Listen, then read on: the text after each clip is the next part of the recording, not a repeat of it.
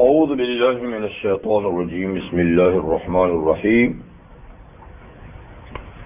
وقالوا لن نؤمن لك حتى تفجر لنا من الأرض ينبوعا أو تكون لك جنة من نخيل وعنب فتفجر الأنهار خلالها تفجيرا أو تسقط السماء كما زعمت علينا كسفا أو تأتي بالله والملائكة قبيلا أو يكون لك بيت من زخرف أو ترقى في السماء وَلَن نُّؤْمِنَ لِرُقِيِّكَ حَتَّى تُنَزِّلَ عَلَيْنَا كِتَابًا نَّقْرَؤُهُ قُلْ سُبْحَانَ رَبِّي هَلْ كُنتُ إِلَّا بَشَرًا رَّسُولًا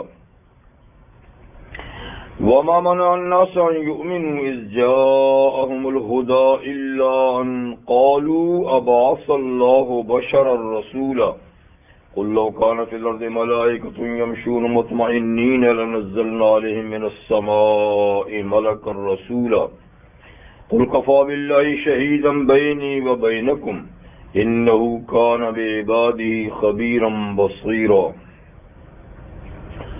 ومن يهد الله فهو المهتد ومن يضلل فلن تجد لهم أولياء من دونه ونحشرهم يوم القيامة على وجوههم عميا وبكما وصما مأواهم جهنم كلما خبت زدناهم سعيرا ذلك جزاؤهم بأنهم كفروا بآياتنا وقالوا أئذا كنا عظاما ورفاتا أئنا لمبعوثون خلقا جديدا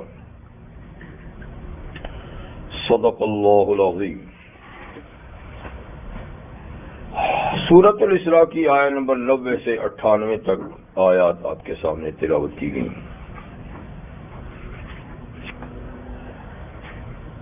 ان آیات سے پہلے قرآن حکیم کی صداقت اور اس بارے میں بیان تھا کہ ہم نے قرآن مجید میں ہر طرح کی مثالیں کئی مرتبہ پھرا کر دہرا کر بیان کی ہیں، لیکن پھر بھی اکثر لوگ بھاگے جا رہے ہیں اور کوئی توجہ نہیں کرتے. اور خود قرآن حکیم کا معاملہ یہ ہے کہ یہ ایک ایسی بے مثال کتاب ہے کہ اس جیسی کتاب لانے پر سارے جن اور انسان متفق ہو جائیں تو سارے مل کر بھی اس جیسی کتاب نہیں بنا سکتے. تو یہ قرآن مجید کی شان تو اتنی بلند ہے اور پھر اس کا طرز بیان بھی اتنا عمدہ ہے کہ ایک ایک بات کو کئی دفعہ دہرا کے سمجھانے کی کوشش کی جاتی ہے. دلائل کے ساتھ ساتھ مثالوں سے بھی بات سمجھائی جاتی ہے، لیکن پھر بھی اکثر بدنصیب لوگوں کا حال یہ ہے کہ وہ اس سے بھاگتے ہی ہیں اور اس پہ کوئی توجہ نہیں دیتے. آج جو آیات تلاوت کی گئی ہیں اس میں پہلی آیات کا تعلق تو رسالت سے متعلق ہے، یعنی نبی کریم صلی اللہ علیہ وسلم کی رسالت سے متعلق ہے، اور اس کی بعد کی آیات کا تعلق پھر قیامت سے ہے. جیسے آپ کو پتا ہے کہ یہ سورۃ الاسراء مکی سورت ہے اور مکی سورت کے مرکزی مضامین یہی چار ہوتے ہیں: توحید، رسالت، معاد اور قرآن حکیم کی صداقت. لیکن اس سورت مقدسہ میں ان کے ساتھ ساتھ اور بھی کئی مسائل کا ذکر ہوا، جو خاص طور پہ یعنی اسلامی معاشرے کے 15 اصول جو بیان ہوئے ہیں وہ بھی اس سورت کی ایک خاص امتیازی شان سے. تو یہ بہرحال مسئلہ رسالت کا ہے. ان آیات کا پس منظر یہ ہے کہ مشرکین مکہ کو جب اسلام کی دعوت نبی کریم علیہ السلام نے دی تو وہ لوگ آپ کی خدمت میں آئے اور انہوں نے کہا کہ دیکھیے آپ نے نبوت اور رسالت کا دعویٰ کیا ہے اور ایک نئی دعوت آپ نے دینی شروع کی، نئے دین کی آپ نے ایک بنیاد ڈالی، اور یہ کہ آپ کے اس دین کا مطلب یہ ہوا کہ ہمارا دین غلط ہے. جی آپ ہمارے خداؤں کو یعنی ان کی تحقیر کرتے ہیں کہ یہ کچھ بھی نہیں کر سکتے، یہ ہے وہ ہے جی. اور اسی طریقے سے گویا اسی کے ضمن میں آپ ہمارے گزشتہ باپ دادوں کی بھی یعنی گویا توہین کرتے کہ وہ بھی بے عقل تھے جو ان چیزوں کی پوجا پاٹ کرتے تھے. تو بات ہے کہ آپ کی دعوت میں ہمارے خداؤں کی بھی توہین ہے اور ہمارے باپ دادوں کی بھی تحقیر ہے جی. تو اس طریقے سے یہ چیزیں ہمارے لیے ناقابل برداشت بنتی چلی جا رہی ہیں جی. اور ہمارا اتحاد جو تھا مذہبی وہ ٹوٹ گیا ہے.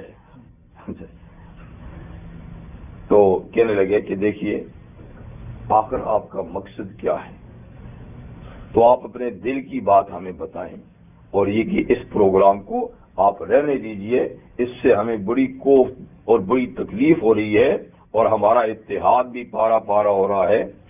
اگر آپ کو مال و دولت کی ضرورت ہے تو آپ کہہ دیں، ہم سارے مل کر مکہ والے آس پاس کے لوگ مل کر اتنی دولت اکٹھے کر دیں گے کہ آپ اس ایریے کے سب سے بڑے دولت مند ہوں گے جی. اور اگر آپ کو کوئی بہترین سے بہترین رشتہ چاہیے تو آپ جس طرف اشارہ کریں گے وہی رشتہ آپ کے لیے منظور کر دیا جائے گا. اور کوئی لیڈرشپ کی غرض ہے، آپ سردار بننا چاہتے ہیں تو ہم آپ کے سر پہ تاج سجا دیتے ہیں اور آپ کو اس پورے علاقے کا بادشاہ تسلیم کر لیتے ہیں. تو مقصد یہ ہے کہ آخر کیوں آپ نے ایک نئی چیز کی بنیاد رکھی ہے جی. اگر ان چیزوں میں سے کوئی ایسی چیز ہے تو ہم پورا کرنے کے لیے تیار ہیں، آپ اس کو چھوڑیے. تو اس پہ رحمت عالم صلی اللہ علیہ وسلم نے ارشاد فرمایا کہ بھئی یہ تو بہت معمولی چیزوں کی تم نے پیشکش کی ہے جن کی کوئی حیثیت ہی نہیں ہے. اگر تم میرے ایک ہاتھ پہ چاند اور ایک پہ سورج بھی رکھ دو تو بھی اس دعوت کو چھوڑنے والا نہیں جی، تو بھی اس دعوت کو چھوڑنے والا نہیں. تو پھر انہوں نے ایک مطالبہ یہ بھی کیا کہ آپ ایسا کیجئے کہ ہمارے جد امجد، ہمارے دادا بزرگوار جو دادوں میں بھی کہیں آگے کا دادا تھا، قصی ابن کلاب جو خود حضور کے داداؤں میں بھی ہے، اس کو آپ زندہ کر دیجئے. اگر وہ زندہ ہو کر آپ کا کلمہ پڑھ لیتے ہیں اور آپ کی تصدیق کر لیتے ہیں تو ہم پوری نسل قریش آپ کا کلمہ پڑھ لیں گے. کیا ایسا کر لیجیے. یہ ساری پیشکشیں انہوں نے کی. اس پر رحمت عالم صلی اللہ علیہ وسلم فرمایا کہ تم بات سمجھے ہی نہیں ہو، تم کچھ اور سوچ رہے ہو، میرا پروگرام کچھ اور ہے. بھائی یہ چیزیں مقصود نہیں ہیں، یہ چیزیں مطلوب نہیں ہیں، یہ عارضی اور فانی چیزیں، یہ حق اور صداقت کی نشانیاں نہیں ہیں کہ کوئی لیڈر بن گیا، کسی کے پاس دولت آ گئی جی، کسی کا اعلیٰ خاندان میں رشتہ ہو گیا، یہ کوئی چیزیں نہیں ہیں. میں تو اللہ کا ایک ایسا پیغام تمہیں سنانے کے لیے آیا ہوں کہ اسے تم قبول کر لو گے تو تمہاری دنیا بھی سج جائے گی، تمہاری آخرت بھی بن جائے گی. میں تو تمہیں ایسی بات بتانے کے لیے آیا ہوں، یہ تم کیا پیشکشیں کر رہے ہو. تو اسی ضمن میں ان کے اور بھی سوالات تھے کہ ہمیں آپ مطمئن کرنے کے لیے، چلو وہ نہ صحیح، تو ہمیں مطمئن کرنے کے لیے کہ آپ کوئی خاص شان رکھتے ہیں، کیونکہ ظاہر میں تو آپ کی پوزیشن یعنی بہت کمزور ہے اور آپ پورے ایریے میں بہت غریب آدمی ہیں، ٹھیک ہے، کوئی پارٹی کوئی جتھا بھی نہیں آپ کے ساتھ. تو پھر ہم کیسے یقین کریں کہ آپ اتنے بڑے منصب کے حامل ہیں، کیونکہ نبوت رسالت بہت بڑا منصب ہے. تو ہمیں مطمئن کرنے کے لیے آپ کو کچھ ہمارے مطالبات منظور کرنے ہوں گے. تو ان مطالبات کی فہرست خود یہیں پر ہے، ٹھیک ہے. اس پر بعد یہ آیات نازل ہوئی. وَقَالُوا لَن نُؤْمِنَ لَكَ، اور مشرکین عرب نے کہا ہم ہرگز آپ پر ایمان نہیں لائیں گے، صرف آپ کہتے ہیں کہ میں اللہ کا نبی ہوں، اتنی سی بات پہ نہیں. اس کے لیے نہیں کوئی ظاہری ایسی بڑی نشانی ہو چشمدید جس سے دیکھ کر خود ہمارے دل و دماغ آپ کے سامنے جھکے. تو ہم ہرگز ایمان نہیں لائیں گے آپ پر حتی تفجر لنا من الارض ینبوعا، یہاں تک کہ آپ جاری کر دیں ہمارے لیے سرزمین مکہ میں پانی کے چشمے۔ دیکھیں یہ خشک وادی ہے، سوائے زمزم کے کنویں کے یہاں بالکل کوئی کنواں پانی کا نہیں، اور پھر یہ کہ یہ پہاڑوں سے گرا ہوا سنگلا ریتیلا علاقہ ہے، اور وہ بھی پہاڑوں سے گرا ہوا، زمین بھی کوئی پیداوار کے قابل نہیں۔ تو یوں کیجیے ذرا ان پہاڑوں کو سرکا دیجیے اور جگہ میدانی ہو جائے، پہاڑ ہٹ جائے، اور پھر زمین بھی ذرا زرخیز ہو جائے، اور پھر یہ کہ یہاں پانی کے چشمے بھی ابلنے لگے، کھیتی باڑی کے قابل ہو جائے یہ علاقہ، باغات اس میں لگے، کم سے کم ہماری معیشت تو ٹھیک ہو جائے نا۔ اگر آپ اتنے عالی منصبے تو اس طرح تو کیجیے، پہاڑ ہٹا کر میدان کر دیں، میدانی زمین بھی زرخیز بنا دیں، اور پھر قابل کاشت ہونے کے لیے سرسبز شاداب ہونے کے لیے یہاں چشمے بہا دیں۔ اگر آپ ایسا نہیں کرتے، ہمارے لیے ہماری بھلائی کے لیے اگر ایسا نہیں کرتے، تو کم سے کم اپنی امتیازی شان بتانے کے لیے او تکون لک جنت من نخیل وعنب، کم سے کم آپ کا تو ایک باغ یہاں ہونا چاہیے نا، کھجوروں کا، انگوروں کا۔ ہمیں نہیں بنا کے دیتے تو آپ اپنے لیے تو کم سے کم ایک باغ کھجوروں انگوروں کا اس ایریے میں بنا دیں، اور وہ بھی خالی خولی باغ نہیں، فتفجر انہار خلالہا تفجیرا، اس کے اندر نہری بھی بہا دے، خوشنما ہو جی، زرخیز ہو اور دلکش باغ ہو آپ کا، تاکہ دنیا دیکھے کہ واقعی یہ اللہ کا نبی ہے، بڑی شان والا ہے، دولت والا ہے۔ یہ بھی آپ نہیں کرتے، یہ بھی آپ نہیں کرتے، نہ ہمارے لیے باغبانی کا اور زراعت کا انتظام کرتے ہیں، نہ اپنے لیے کوئی باغ بناتے ہیں۔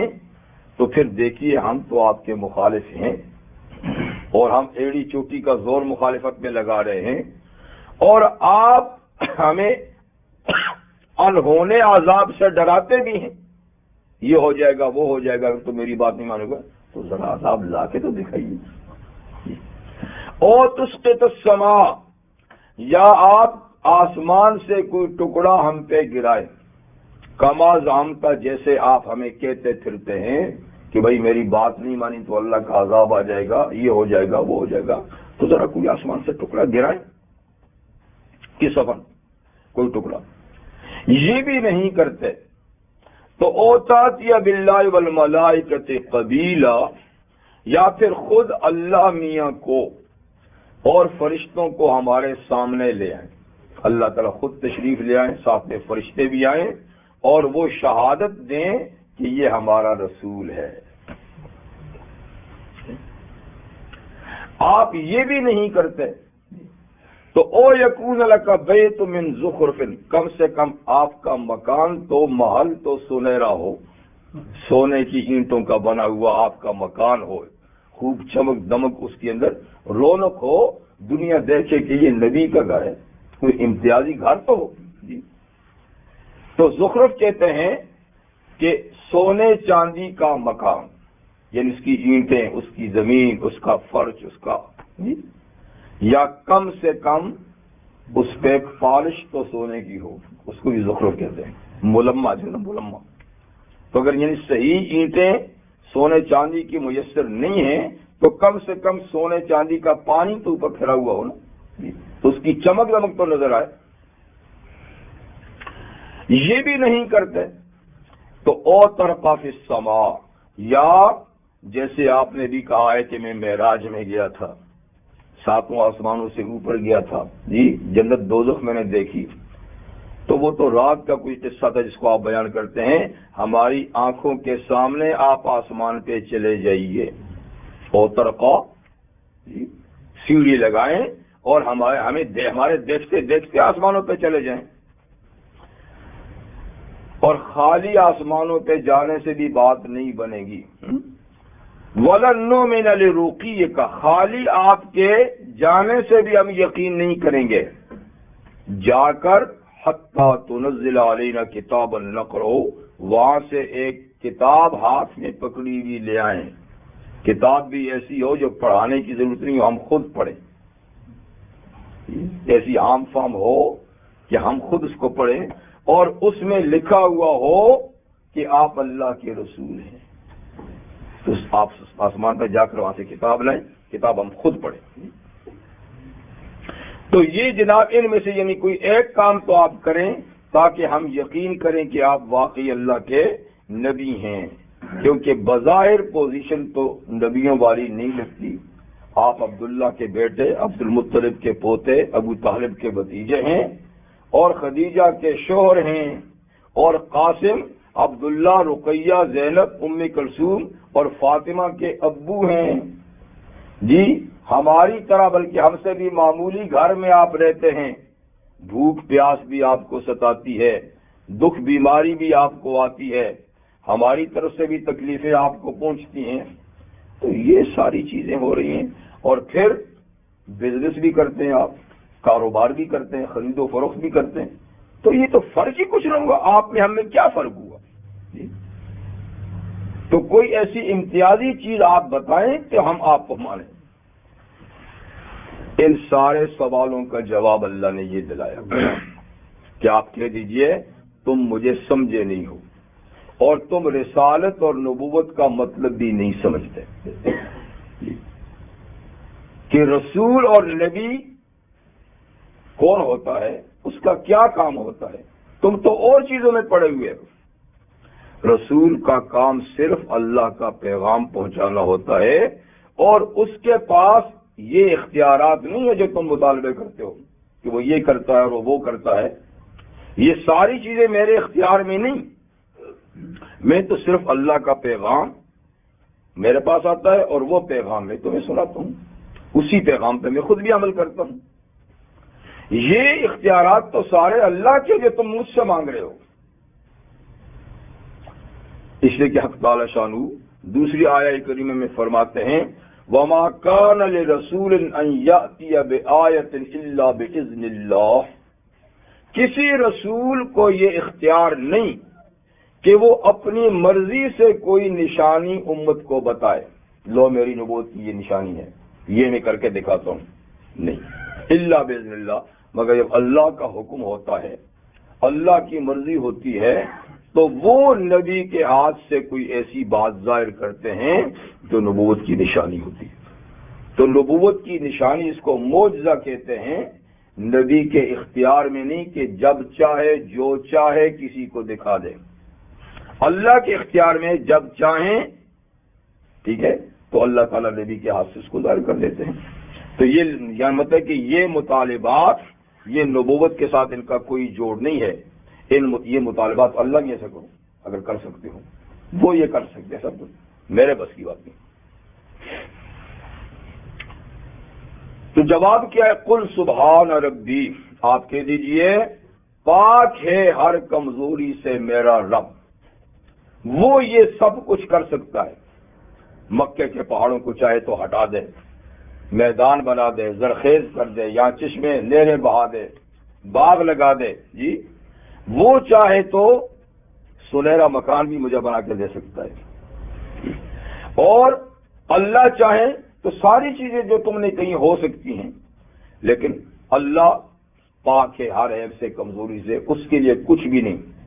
حال کنت الا بشر الرسول، لیکن جہاں تک میرا تعلق ہے تو میں کچھ نہیں مگر ایک انسان اور رسول ہوں، یعنی میں ما فوق البشر، انسانیت سے اوپر کوئی مخلوق نہیں، بلکہ میں انسان ہوں، اور انسان کے ساتھ ساتھ میں کیا ہوں؟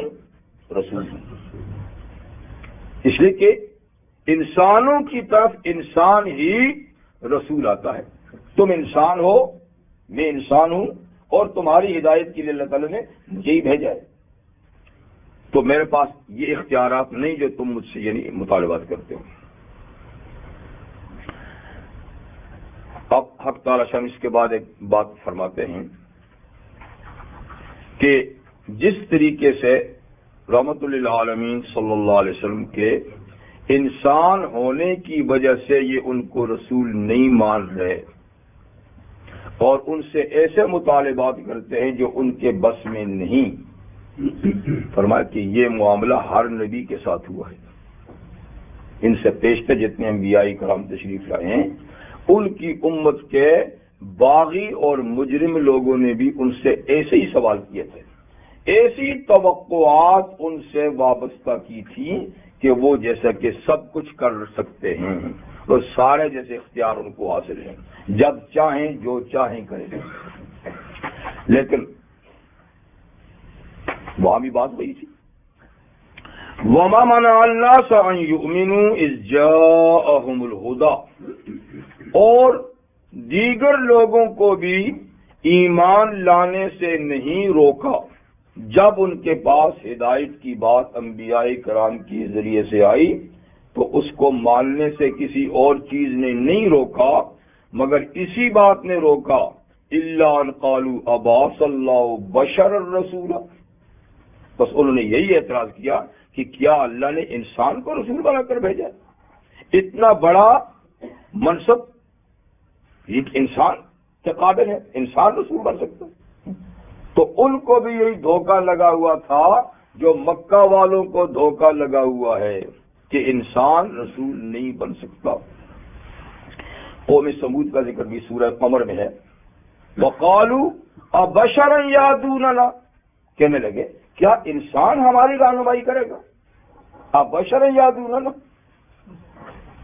یعنی یہ صالح علیہ السلام جو ہے یہ تو انسان ہے, یہ ہماری رہنمائی کرے گا. مطلب کہ انسان کا رہنما انسان نہیں ہو سکتا, ما فوق الانسانیت کوئی مخلوق ہونی چاہیے, کوئی فرشتہ ہونا چاہیے جو نبی بن کر آئے. تو باقی قومیں, اور سورہ ابراہیم میں گزر چکا ہے ساری قوموں کا یہ مطالبہ, انہوں نے یہی کہا کہ ہم آپ کی بات نہیں مانتے اس لیے کہ تم لوگ انسان ہیں اور انسان گویا رسول نہیں ہو سکتا. تو اللہ تعالیٰ اس کا جواب دیتے ہیں, قُلْ لَوْ كَانَ فِي الْأَرْضِ مَلَائِكَةٌ يَمْشُونَ مُطْمَئِنِّينَ لَنَزَّلْنَا عَلَيْهِم مِّنَ السَّمَاءِ مَلَكًا رَّسُولًا. آپ ان لوگوں سے کہہ دیجئے یہ کوئی تعجب کی بات نہیں, یہ کوئی انہونی بات نہیں.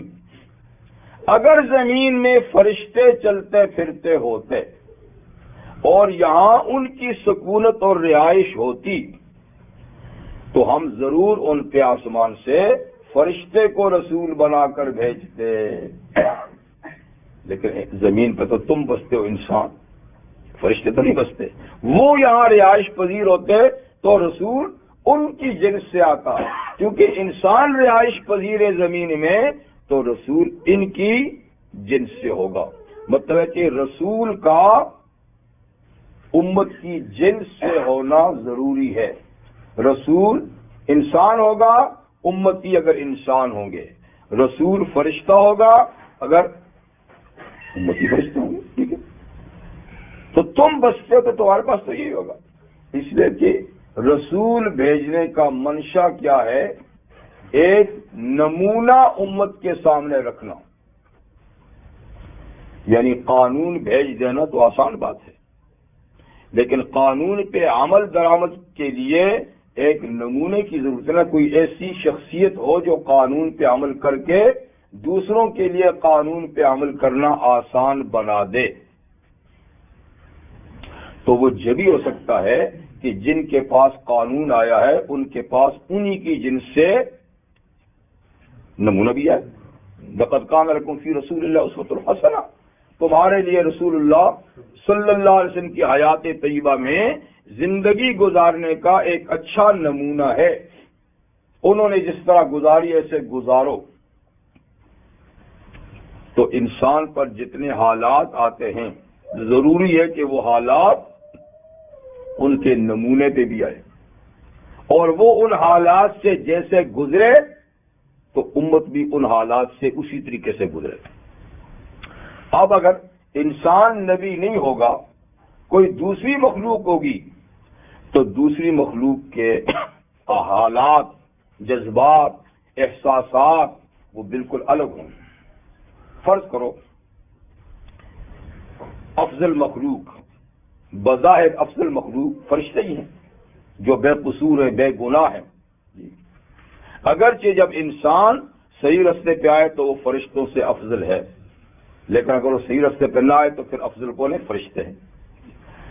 تو وہ ان میں ملکیت ہے اور ان میں بہیمیت نہیں ہے، یعنی ان میں گناہ کا مادہ نہیں ہے، صرف نیکی کا مادہ ہے۔ ان سے کوئی گناہ صادر نہیں ہوتا، ان میں انسانی جذبات نہیں، اور انسانی علائق یعنی جو چیزیں انسان کو درپیش ہوتی ہیں، دکھ، بیماری ہے، بھوک پیاس ہے وغیرہ، وہ آئیں گے تو کیا نمونہ بنیں گے؟ جو ہر وقت ذکر کرتے ہیں، جن کو نہ کھیتی باڑی کرنی ہے، نہ تجارت کرنی ہے، نہ بیوی بچے، نہ کچھ بھی نہیں ہے، تو وہ کیا نمونہ دکھائیں گے؟ یعنی کیا لوگوں کی رہنمائی کریں گے؟ بے شک وہ افضل ہوئے، بے گناہ ہوئے، لیکن وہ کچھ ایسی چیز تو کر کے لوگوں کے لیے آسانی نہیں پیدا کر سکتے نا، جو ان کو پیش ہی نہیں آتی۔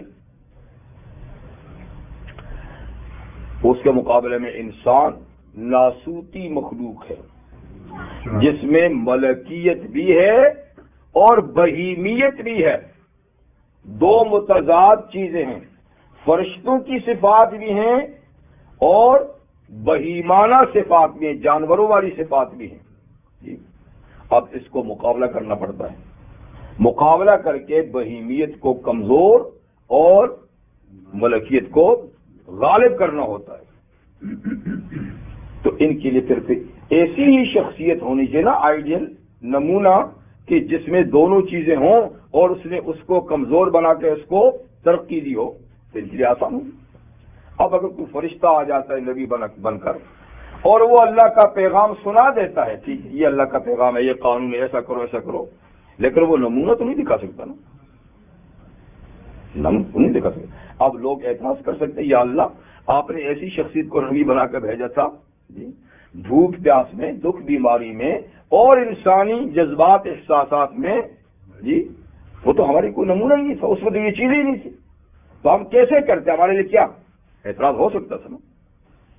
لیکن جب نبی انسان بن کے آیا اور اس کو ساری وہ چیزیں پیش آ رہی ہیں جو انسانوں کو پیش آتی ہیں، اور انہوں نے وہ سب کچھ کر کے دکھا دیا، تو اب اللہ تعالیٰ پوچھیں گے کہ وہ تو یہی چیزیں رکھتے تھے جو تمہارے اندر ہیں، وہ کر سکتے تھے، تم کیوں نہیں کر سکتے تھے؟ تو بات ہوگی۔ تو اس لیے فرمایا اگر زمین میں فرشتے ہوتے چلتے پھرتے تو ان کے لیے نبی بے شک رسول، نبی اور رسول وہیں سے آتا، لیکن یہاں تو تم بستے ہو اور تم کہتے ہو نبی وہاں سے ہے۔ سورہ انعام میں بھی اس مسئلے کو اللہ تعالیٰ نے وضاحت فرمایا، اگر تمہارے مطالبے پر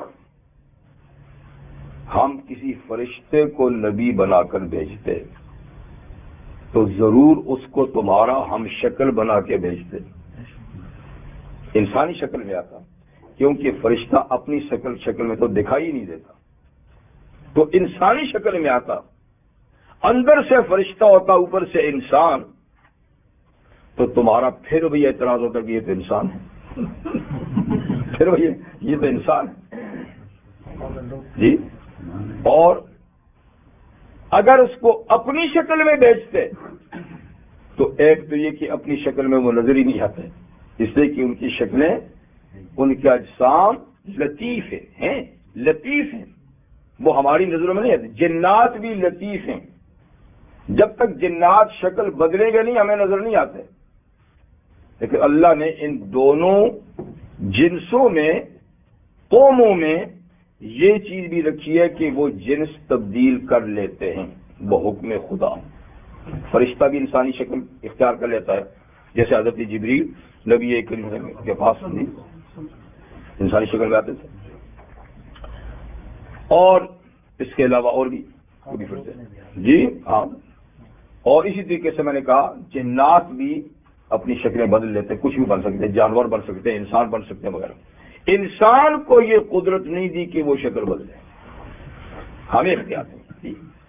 تو اب فرشتہ آتا نبی بن کر تو ضرور وہ انسانی شکل میں آتا، جو سامنے بولتا، تو اعتراض پھر وہی بحال ہوتا جی. اور اگر انسان نہیں اپنی شکل میں فرشتہ آتا پھر تو یہ دکھائی نہیں دیتا.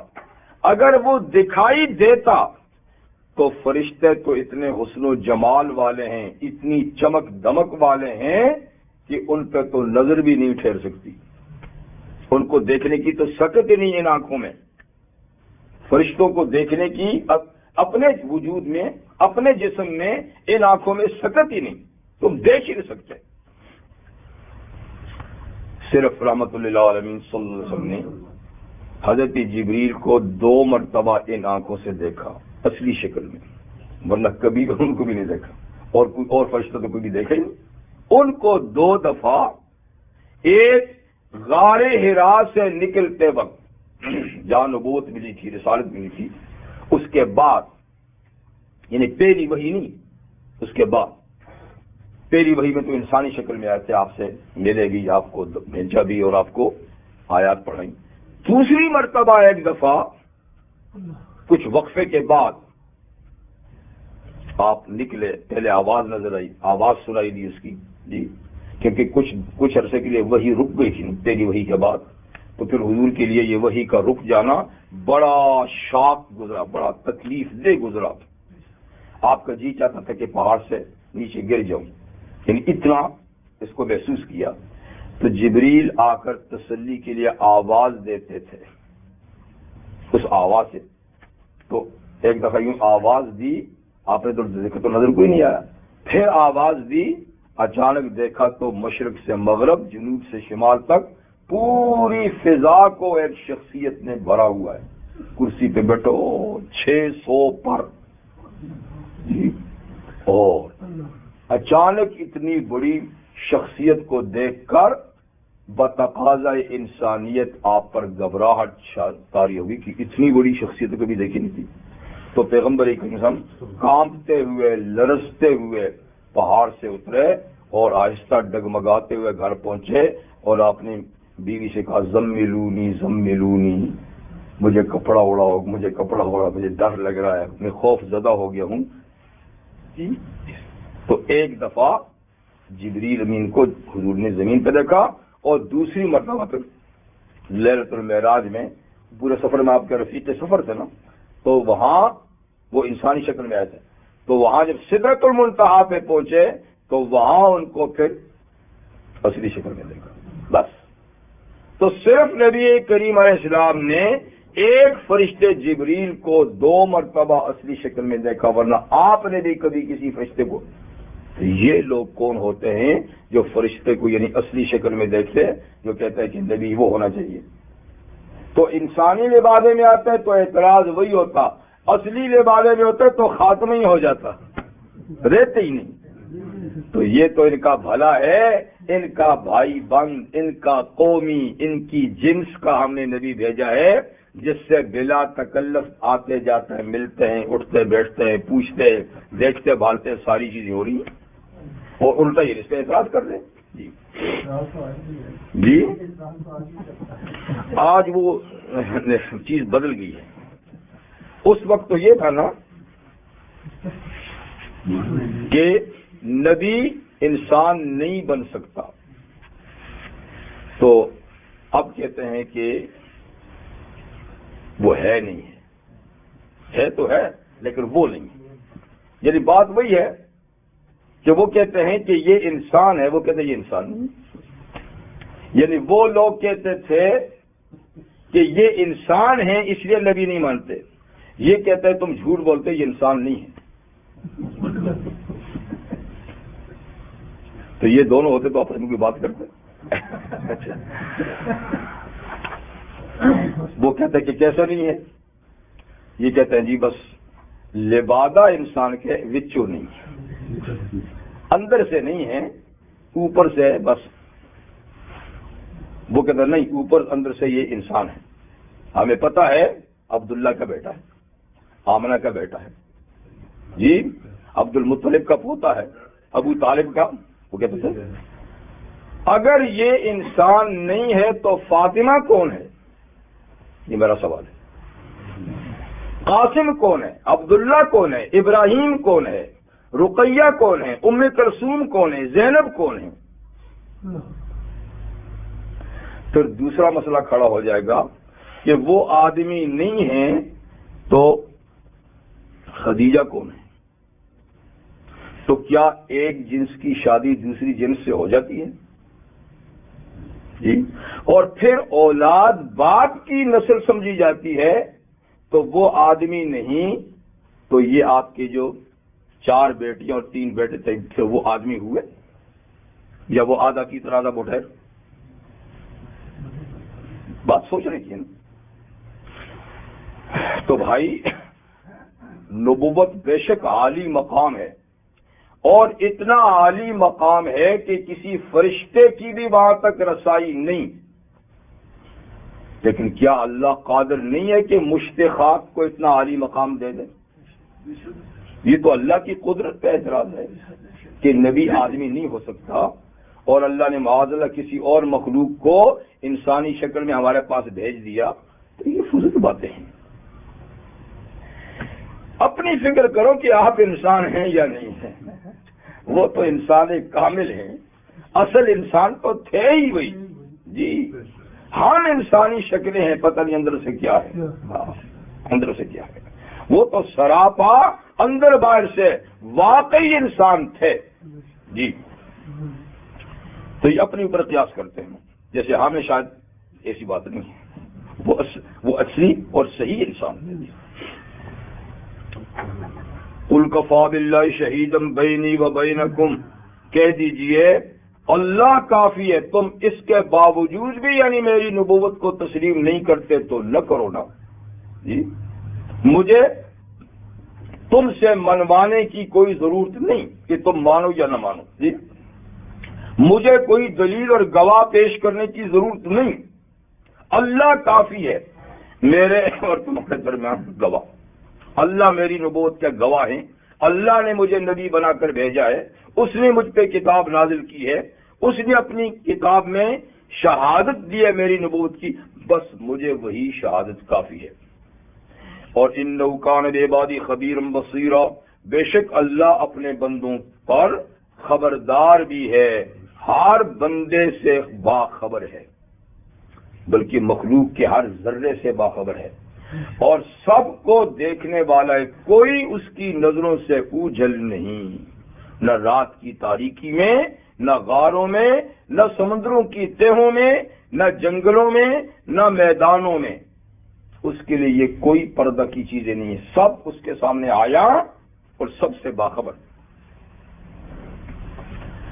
باقی اس یعنی بات کو صاف کرنے کے لیے تو کوئی کمی اللہ نے نہیں چھوڑی، قرآن کے کتاب ہونے، نبی کے صلی اللہ علیہ وسلم کے رسول ہونے کے لیے جتنے بھی دلائل ہو سکتے تھے وہ اللہ تعالیٰ نے عقلی نقلی دلائل معجزات سب کچھ دے دیے، قرآن کے بارے میں چیلنج بھی دے دیے، اس کے بعد بھی کوئی نہیں مانتا تو اس کی بدقسمتی کا کوئی علاج نہیں۔ وَمَن يَهْدِ اللَّهُ فَهُوَ الْمُهْتَدِ، بات یہ ہے کہ جسے اللہ ہدایت دیتا ہے وہی ہدایت پاتا ہے، اور نبی بھی ہدایت نہیں دے سکتے، لے سارے کا ہدا، وہ ہدایت کا رستہ بتاتے ہیں، وہ منزل مقصود پہ نہیں پہنچاتے، وہ رستہ بتاتے ہیں۔ تو جسے اللہ ہدایت دے وہی ہدایت یافتہ ہوتا ہے، وَمَن يُضْلِلْ، اور جسے بے ہدایت چھوڑ دے تو فَلَن تَجِدَ لَهُمْ أَوْلِيَاءَ مِن دُونِهِ، آپ ہرگز ایسے بے ہدایت لوگوں کے لیے ایسے کارساز اور مددگار نہیں پائیں گے اللہ کے سوا جو اس کو ہدایت دے سکے، کوئی بھی، وہ ایسا ہی رہے گا، ٹھیک ہے۔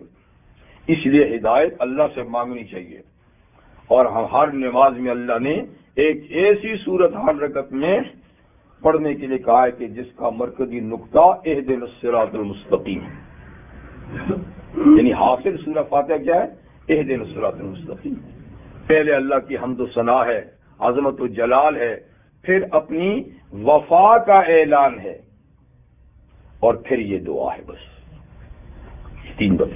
پہلے الحمدللہ رب العالمین، حمد و ستائش کے لائق وہ اللہ جو سارے جہانوں کا پالنہار، جو بے حد مہربان رحم کرنے والا، جو روز جزا کا تنہا مالک. یہ تو اللہ کی عظمت ہوگی.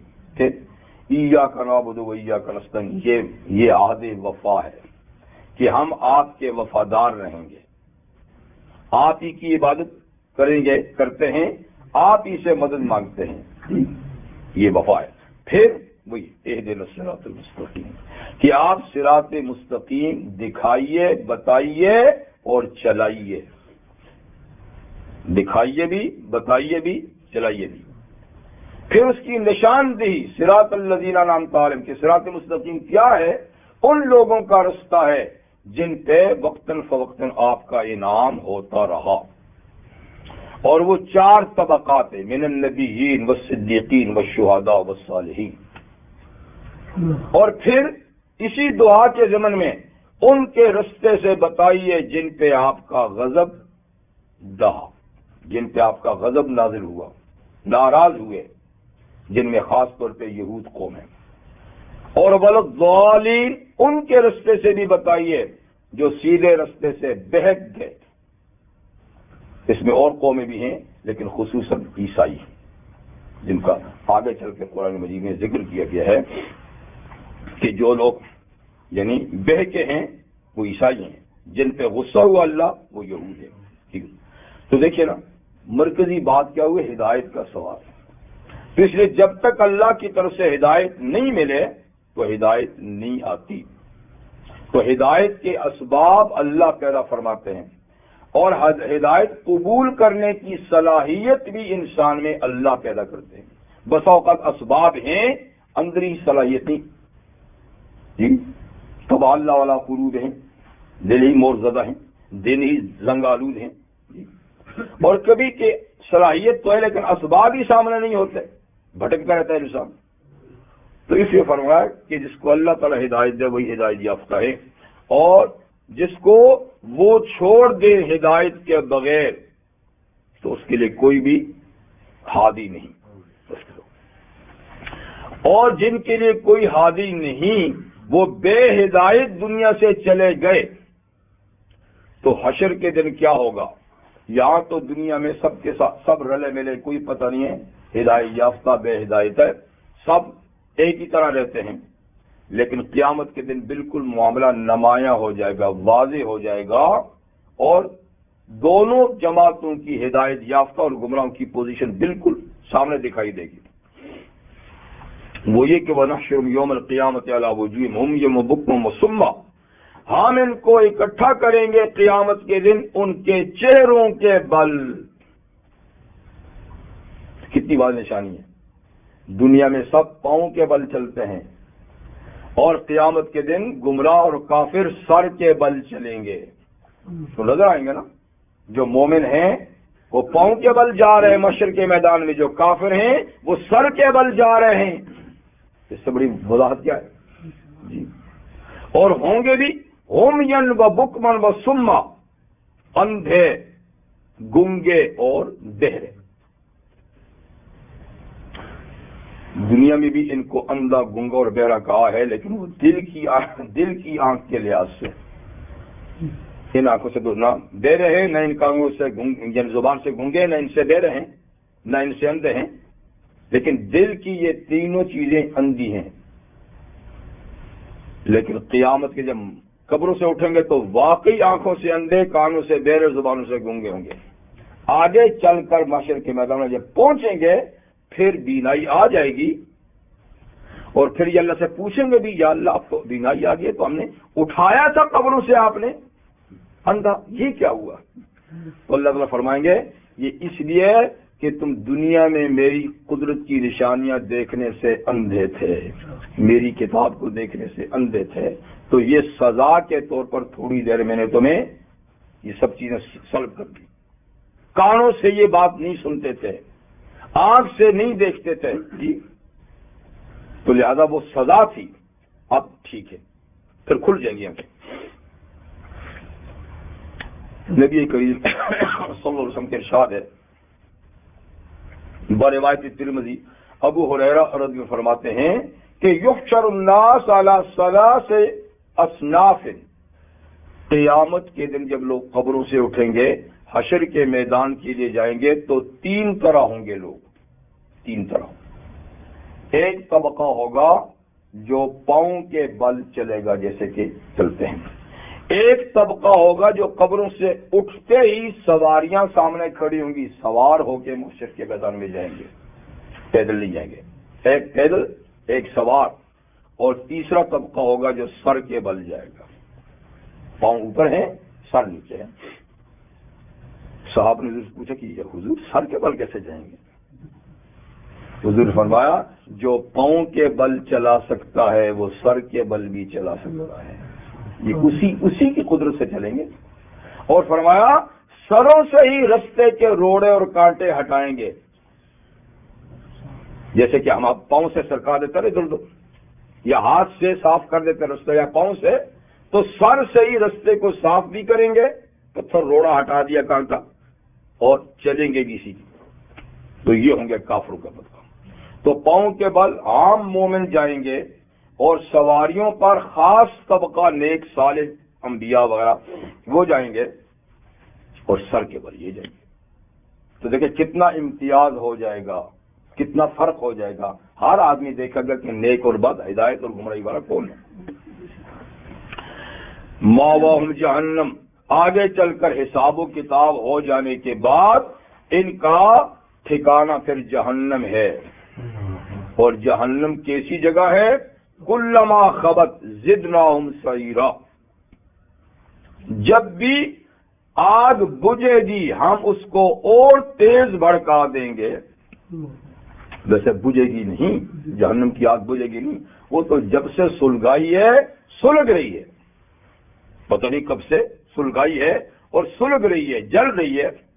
تو مطلب یہ کہ ذرا تھوڑی سی دھیمی ہوگی نا تو ہم ایک دم اس کو اور بھڑکا دیں گے۔ تو خبت کا معنی بالکل بجھنا نہیں، دھیما ہو جانا، سست ہو جانا۔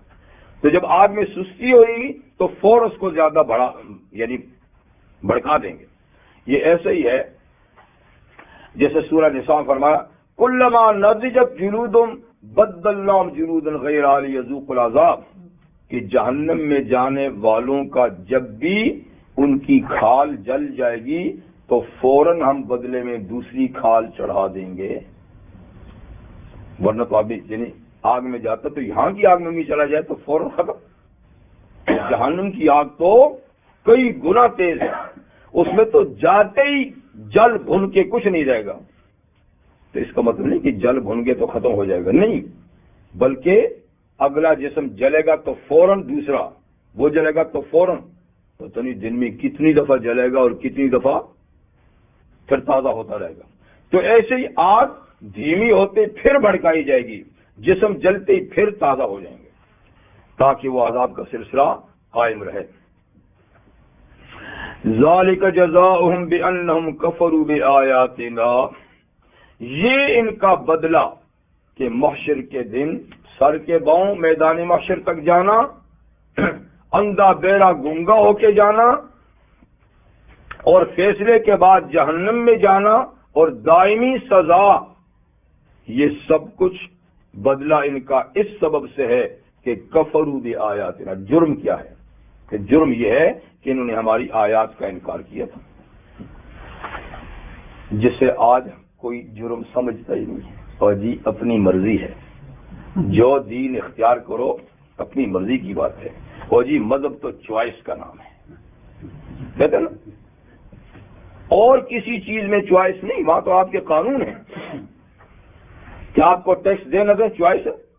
ہاں قانون ہے، آپ کا فلانا قانون نہ مانے پکڑے جائیں گے، اور مذہب مرضی ہے، جو چاہے اختیار کرے۔ تو مطلب کہ سب سے ہلکی، سب سے معمولی وہ سب سے بے قیمت چیز کیا ہے ان کے نزدیک؟ وہ دین ہے، اس کے لیے کوئی قانون و ضابطہ نہیں۔ پر اسلام میں سب سے اولیت دین کو حاصل ہے، اسی پر دنیا کی فلاح اور آخرت کی نجات کا دار و مدار ہے۔ یہ چوائس نہیں، اسی لیے حضور نے فرمایا جو اسلام میں آ کر اسلام سے جائے یا تو واپس آنا پڑے گا، نہیں تو اس کی گردن اتار دو، وہ باغی ہے، اس نے بغاوت کا رستہ کھولا ہے، وہ اوروں کو بھی خراب کرتا ہے، اس کو جینے کا حق نہیں، وہ باغی ہے اور باغی کی سزا قتل ہے. ٹھیک ہے، تو انہوں نے ہماری آیات کا انکار کیا اور دین کو اپنی مرضی بنا. وقالوا، اور انہوں نے مزید آخرت کے بارے میں یہ عقیدہ بنایا اور کہنے لگے جب ان کو کہا نا کہ محاسبے کا دن آ رہا ہے، محاسبے کا دن آ رہا ہے، قیامت آ رہی ہے، حساب کتاب ہوگا، تو یہ کس طرح کہتے تھے؟ اَإِذَا كُنَّا عِظَامًا وَرُفَاتًا أَإِنَّا لَمَبْعُوثُونَ خَلْقًا جَدِيدًا. لو جی کیسی بات کہتے ہیں، یہ تو کہتے دیوانوں کی بڑھ ہے. کیا جب ہم مر کر ہڈیاں رہ جائیں گے اور ہڈیاں بھی بالکل بھربھری، ہاتھ لگاؤ تو، جب مر کے ہڈیاں رہ جائیں گے، ہڈیاں بھی بھربھری، آئنہ لمبعوثون خلقا جدیدا، کیا ہم دوبارہ اٹھائے جائیں گے نئی تخلیق میں؟ اور یہ بات کوئی سمجھ میں آتی ہے؟ کہتے تھے یہ تو دیوانوں کی باتیں کرتے ہیں، مر کر. اور دوسری آیات میں اور بھی کئی الفاظ ہیں، یہ بھی کہتے تھے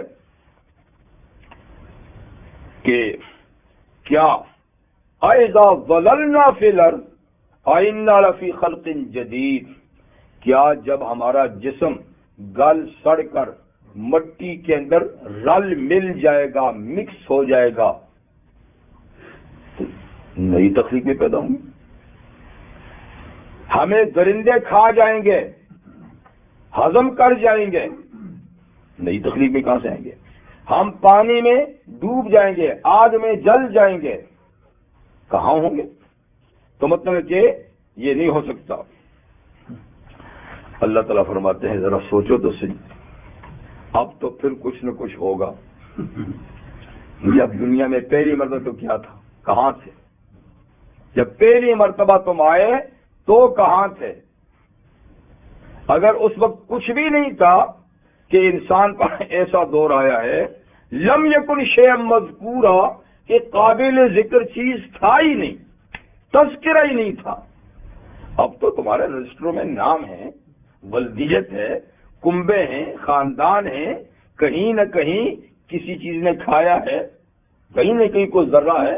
اب تو کچھ نہ کچھ ہے، نشان ہے، اور کوئی وہ صورت بھی ہے، ڈھانچہ بھی ہے، تو اب تو بہت کچھ ہے. اس کو تو تم مستبد سمجھتے ہو، اور جب نہ تمہارا ڈھانچہ تھا، نہ تمہاری صورتیں تھیں، نہ تمہارے ذرات تھے، اس وقت تو ہم نے تمہیں بنا لیا، اب کہ تو کون بنائے گا؟ اولم یرو، کیا ان کافروں نے اور آخرت کے منکرین نے دیکھا نہیں، ان اللہ الذی خلق السماوات والارض، کہ وہ اللہ جس نے آسمانوں اور زمین کو پیدا کیا، تم ہو ہی کیا؟ آسمان اور زمین کے مقابلے میں تم چیز ہی کیا ہو؟ یعنی تمہاری آنکھوں کے سامنے سب سے بڑی مخلوق آسمان اور زمین ہے. تو اس کو جس اللہ نے پیدا کیا تو قادر علی ان یخلق مثلہم، وہ بے شک قادر ہے، بالکل قادر ہے کہ ان جیسے انسان دوبارہ پیدا کر دے. تم تو اس کے مقابلے میں کیڑے بھی نہیں ہو. اتنی بڑی مخلوق پیدا کی، سورج پیدا کیا جی، اور بڑے بڑے سیارے پیدا کیے. زمین کے مقابلے میں تو سورج ہی سب سے بڑا سیارہ جو نظر آتا ہے جی، کروڑوں گنا بڑا، کروڑوں میل دور. اور سائنسدان کہتے ہیں کہ شیرا ایک ستارہ ہے جو سورج سے بھی 20 گنا بڑا ہے. عرب کے بعض قبائل اس کی پوجا کرتے تھے. سورہ نجم میں وَهُوَ رَبُّ الشِّعْرَى، کہ تم اس کی پوجا کرتے ہو، حالانکہ شیرا کا رب اللہ ہے. شیرا کو اللہ نے پیدا کیا. اور نہ معلوم اس کائنات میں کتنے بڑے بڑے سیارے ہیں. ان کو چھوڑیے، پھر آسمان اول دوسرا تیسرا ساتواں، تو کتنی بڑی کائنات ہے عرش عظیم کے نیچے، عرش عظیم کے نیچے، تو عرش عظیم سے لے کر ذرے تک ساری چیز تو اللہ تعالیٰ نے پیدا کی ہے، تو کیا وہ تمہیں دوبارہ پیدا کرنے پہ قادر نہیں؟ وَجَعَلَ لَهُمْ أَجَلًا لَا رَيْبَ فِيهِ، اور اللہ نے ان لوگوں کے لیے ایک وقت مقرر کیا ہے، آنے کا بھی وقت ہے، جانے کا بھی وقت ہے، اور پھر دوبارہ اٹھنے کا بھی وقت ہے۔ یہ سب اوقات طے شدہ ہیں اور اس سے آگے پیچھے نہیں ہونا۔ ہر آدمی ٹھیک وقت پہ دنیا میں آتا ہے، ٹھیک وقت سے دنیا میں جائے گا، اور ٹھیک وقت میں قبروں سے دوبارہ اٹھیں گے، اس میں کوئی شک نہیں۔ فَأَبَى الظَّالِمُونَ إِلَّا كُفُورًا، لیکن یہ ظالم اور بے انصاف لوگ، انہوں نے ہر بات کا انکار کر رکھا ہے سوائے ناشکری کے، کہ ناشکری کرتے رہیں گے، بس ناشکری کے علاوہ ہر بات کا انکار، کوئی کام شکر کا نہیں کریں گے۔ اللہ کی اتنی گراں قدر نعمتوں پر شکر کی کوئی بات نہیں، جب کوئی بات کرو، کوئی نعمت کہو، انکار انکار انکار، تو کہا ناشکری کے علاوہ ہر چیز کا انہوں نے انکار کر ڈالا ہے۔ ایک اور آیت، رحمت عالم صلی اللہ علیہ وسلم کی نبوت اور رسالت پر ایک بڑا اعتراض عرب کے لوگوں کا یہ بھی تھا، مکہ والوں کا، کہ جناب کم سے کم کوئی نبی کے پاس ظاہری پوزیشن تو ہو۔ ان کی تو ظاہری پوزیشن نبی والی لگتی ہے، ایک تو یہ ہے یتیم جی، پھر باپ سے کوئی وراثت ہی نہیں ملی، باپ بھی غریب بیٹا بھی غریب جی، تو کیا اتنے بڑے منصب کے لیے اللہ کی نظر انتخاب کسی پہ پڑی تھی؟ کیا یہ بڑے بڑے لوگ لیڈر اللہ کی نظر میں نہیں تھے اس منصب کے لیے؟ وہ کہتے تھے پہلے تو یہ بات سمجھ میں نہیں آتی کہ نبوت اور رسالت کسی انسان کو مل سکتی ہے، اگر انسان کو مل سکتی ہے تو کم سے کم اس کو معاشرے میں برتری حاصل ہونی چاہیے، اس کے اوپر قرآن آنا چاہیے، اس کو تو کہتے ہیں نا لولا نزل هذا القرآن على رجل من القريتين عظیم، اگر یہ قرآن انسانی پہ آنا تھا، نبوت انسانی کو ملنی تھی، تو پھر ان دو بڑے شہر مکہ اور طائف کے کسی بڑے آدمی پہ یہ نازل کیوں نہیں ہوا؟ وہ ان کے نزدیک بڑائی کیا تھی کہ وہ قوم کا لیڈر ہو، اس کے بعد مال و دولت کی بھرمار ہو، اور بڑا ظالم اور درندہ ہو، کیونکہ جو ہوتا آپ جانتے ہیں جس کے پاس یہ چیزیں ہوتی ہیں تو ہاں، تو کہتے اگر یہ ہونا تھا نا تو پھر مکہ یا طائف کے کسی بڑے آدمی پہ یہ نازل ہوتا۔ یہ کیا ہے؟ ان کی تو پوزیشن ہی نہیں ہے، ان کو تو کوئی جانتا ہی نہیں ہے، یہ تو کوئی دنیا میں گھومے پھرے ہی نہیں ہے۔ تو اسی سوال کا یہ جواب ہے، اللہ تعالیٰ فرماتے ہیں کہ دیکھو رحمت کے خزانے اللہ کے پاس ہیں جی، سارے خزانوں کا مالک کون ہے؟ یعنی مال و دولت کے خزانے بھی جی، اور صحت، حسن و جمال، ہر چیز، مال، کمال، ہر چیز کے خزانے اللہ کے پاس ہیں، اور وہی تقسیم کرتا ہے وہ خزانے جس کو چاہتا ہے اس کو۔ کسی کو صحت کے خزانے میں سے دے دیا، کسی کو کمال کا خزانہ دے دیا، کوئی کمال، علمی کمال، عملی کمال، ہنر کا کمال جی، اور کسی کو اللہ تعالیٰ نے عمل کا کمال یا اور صنعت اور حرفت کا کمال دے دیا، اور کسی کو اللہ نے جمال دے دیا، یہ بھی اللہ کا خزانہ ہے، کسی کو مال دے دیا، یہ بھی اللہ کا خزانہ ہے، کسی کو اولاد دے دی۔ تو بہرحال جتنی چیزیں بھی انسان کو ذاتی طور پہ ملتی ہیں یا خارجی طور پہ ملتی ہیں، یہ اللہ کی رحمت کے خزانوں سے ملتی ہیں۔ جیسے سورہ حجر میں گزر چکا ہے کہ وَعِندَهُ وَإِن مِّن شَيْءٍ إِلَّا عِندَنَا خَزَائِنُهُ إِن مِّن شَيْءٍ کوئی چیز بھی ایسی نہیں مگر اس کے خزانے ہمارے پاس ہیں. خزانہ بھی نہیں، خزانہ نہیں، خزانے. ہاں، ہر چیز کے خزانے اللہ کے پاس ہیں اور تقسیم بھی اللہ کرتے ہیں. وَمَا نُنَزِّلُ إِلَّا بِقَدْرٍ معلوم، ہم ایک معلوم انداز سے اس میں سے دیتے ہیں، یہ دیکھتے ہوئے کہ کس کو کتنا ملے گا تو وہ ٹھیک رہے گا. یعنی آگے صلاحیت بھی اللہ نے رکھی ہے نا کہ کتنا خزانہ دوں تو اٹھا لے گا، کیونکہ جسم کمزور ہو زیادہ لب دیا جائے تو یہ بھی ظلم ہے، ٹھیک ہے نا.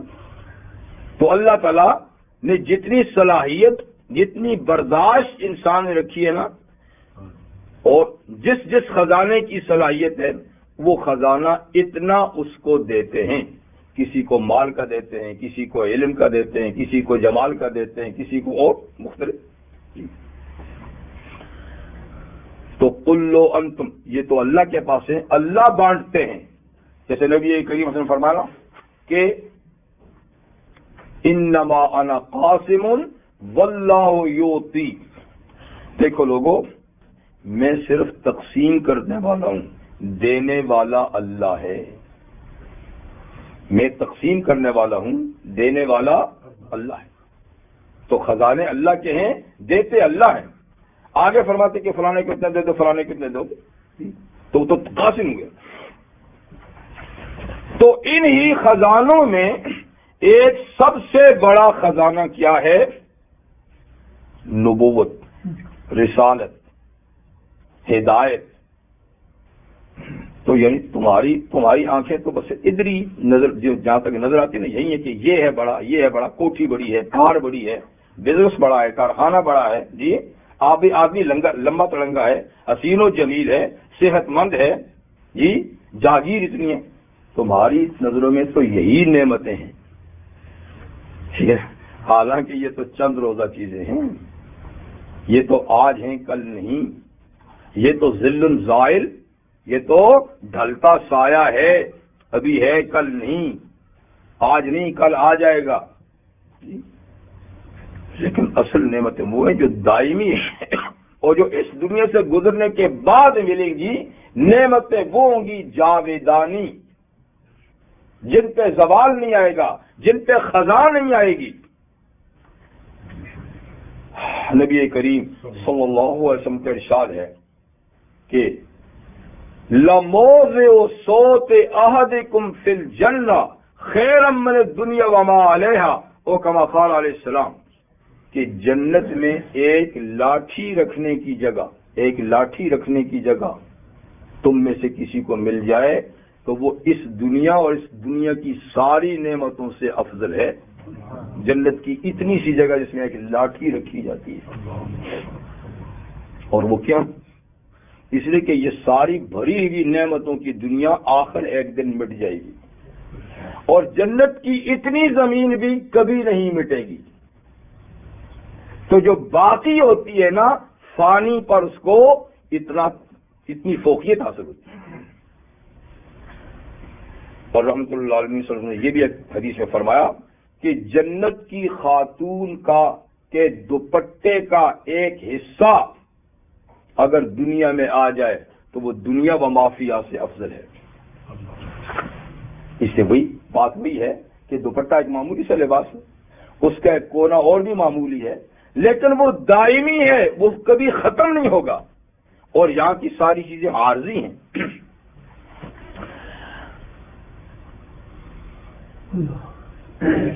مالک بن دینار رحمۃ اللہ علیہ بہت بڑے بزرگ گزرے بصرہ کے، وہ فرماتے ہیں کہ اگر دنیا ساری سونے کی ہوتی، سنہری ہوتی، ہر چیز سنہری ہوتی، پتھر بھی، مٹی بھی، ٹھیک، درخت بھی، یعنی ہر چیز سونے کی ہوتی، اور جنت ٹھیکری ہوتی. ٹھیکری جانتے ہیں؟ سب نہیں جانتے ٹھیکری بھائی. مٹی کا برتن جب بناتے ہیں اور اس کو پکاتے ہیں اور جب وہ ٹوٹ کر پیس ہو جاتے ہیں نا تو ان پیسوں کو ٹھیکری کہتے ہیں. تو مٹی کے برتن کے پیس جو ہیں بقیمت چیز ہے. جنت وہ ٹھیکری ہوتی، دنیا سونا ہوتی، تب بھی میں اس کو اس پر ترجیح دیتا. مجھے وہ ملے، اس کو نہیں چاہیے. چہ جائے، کہتے چہ جائے کہ جنت ساری سنہری ہے، دنیا مقابلے میں ٹھیکری ہے، اور پھر بھی ہم اس کو چھوڑ کے اس کے پیچھے پڑے. مگر یہ وہ کہ جن کی نظریں ادھر ہیں. ہم نے کہا ہم تو اندھے ہیں اور ہماری نظروں میں تو یہی کچھ ہے، یہ درخت ہے، یہ مکان ہے، یہ چہل پہل. بس آگے کے بارے میں تو سنی سنائی باتیں کہتے ہیں بھائی یہ ادھاری باتیں، پتہ نہیں ہوگا نہیں. لیکن بات یہ ہے کہ یہاں یہ نظر غلط دیکھ سکتی ہے، اور اللہ کی کتاب جو وہاں کی خبر دیتی ہے وہ بالکل یقینی ہے. یہاں ہو سکتا ہے کہ یہ درخت جو جس طرح میں دیکھ رہا ہوں ایسا نہ ہو، آنکھوں میں خرابی ہو، یہ مکان جیسا میں دیکھ رہا ہوں ایسا نہ ہو سکتا ہے. لیکن یہاں جو کچھ ہے بالکل صاف، بات یقین کی. تو حق تعالی شانو فرماتے ہیں کہ یہ جو تم کہتے ہو کہ نبوت ابو جہل کو مل جاتی، آگے طائف والے کو مل جاتی، ان کو کیسے ملی؟ اللہ فرماتے ہیں لو انتم تملکون خزائن رحمت ربی، اگر تم میرے رب کے خزانوں کے مالک ہوتے نا، یہ تو شکر ہے کہ تمہارے ہاتھ میں ہے کچھ. اگر تم میری رب کے رحمت کے خزانوں کے مالک ہوتے تو وہ تو بات ہی بڑی ہے. اذا لامسکتم خشیۃ الانفاق، یہ دنیا کا دینا مال و دولت کا بھی تمہارے اختیار میں ہوتا تو تم خرچ ہونے کے ڈر سے روک رکھتے، مت دو بھائی. یہ تو اللہ جو تقسیم کیا جا رہا ہے سب کو دے رہا ہے، ٹھیک ہے، اور ہر ایک اس کی صلاحیت کے مطابق دے رہا ہے. میں نے کہا کیونکہ اللہ عادل ہے، اور عادل کا معنی یہ ہے کہ جتنی طاقت ہے اتنا دو. اگر ایک فقیر کو آپ اس کے انداز سے زیادہ دے تو پھٹ نہیں جائے گا؟ ہاں، اس کا حوصلہ پھٹ جائے گا نا. تو اس لیے اللہ تعالیٰ پہلے حوصلہ پیدا کرتے ہیں، صلاحیت پیدا کرتے ہیں، پھر اس کو دیتے ہیں، اتنا دیتے ہیں. تو تم اگر یعنی ان خزانوں کے مالک ہوتے اور اللہ تعالیٰ بے انتہا تمہیں دیتا تو تم تو کسی کو کچھ دیتے ہی. جی وَقَانَ الْإِنسَانُ قَتُورًا، اس لیے کہ انسان بڑا تنگ دل ہے، بڑا کنجوس ہے، بڑا لالچی ہے، تھوڑے دل والا ہے، بڑا ڈرپوک ہے کہ یہ چیز دی تو یہ ہوگا اور یہ کہ یہ ہوگا. تو بہرحال سورہ زخرف میں اللہ تعالیٰ نے فرمایا ہے نحن قسمنا بینہم معیشتہم، نبوت کی چیز تقسیم کرنا تو بڑی بات ہے، ہم نے مال و دولت کی چیزیں بھی ہم نے خود تقسیم کی ہیں، اور یہ کنٹرول بھی ہمارے پاس ہے، یہ بھی ہمارے پاس ہے، یہ بھی ہم اندازے سے دیتے ہیں. چہ جائے کہ نبوت کی تقسیم کا اختیار ان کو دینے کہ فلاں سردار کو ملا، فلاں سردار کو ملا. یہ تو ہم جانتے ہیں کہ نبوت کا اتنا بڑا بھاری بوجھ صرف محمد الرسول اللہ اٹھا سکیں گے، یہ صلاحیت ان میں رکھی ہے. ابو جہل کون ہوتا ہے؟ لیکن بہرحال یہ بھی ایک شروع سے پرانی بات چلی آ رہی ہے کہ جس کے پاس سرداری ہے ساری چیزیں اسی کے پاس ہونی چاہیے. جس کے پاس مال زیادہ ہے تو بس چیز ہر چیز اب اس کے پاس ہونی چاہیے. بھائی مال الگ چیز ہے، صلاحیت الگ چیز ہے، کمال الگ چیز ہے، یہ اللہ کی تقسیم ہے. اور اسی لیے دنیا کا نظام بگڑا ہوا ہے کہ ایک طبقہ کہتا ہے کہ میرے پاس اگر مال ہے تو اقتدار بھی حقدار بھی میں ہوں، عہدے اور منصب کا حقدار بھی میں ہوں. نہیں، ایسی بات نہیں. اگر اللہ نے تو آپ کو مال دیا ہے، کوئی اور چیز دی ہے تو آپ تلاش کریں کہ اس منصب کا کوئی اہل لائق ہے تو وہ اس کو دو. تو یہ غیر منصفانہ تقسیم ہم کر رہے ہیں، اللہ کی طرف سے تقسیم بالکل منصفانہ ہے. تو یہ بات ہو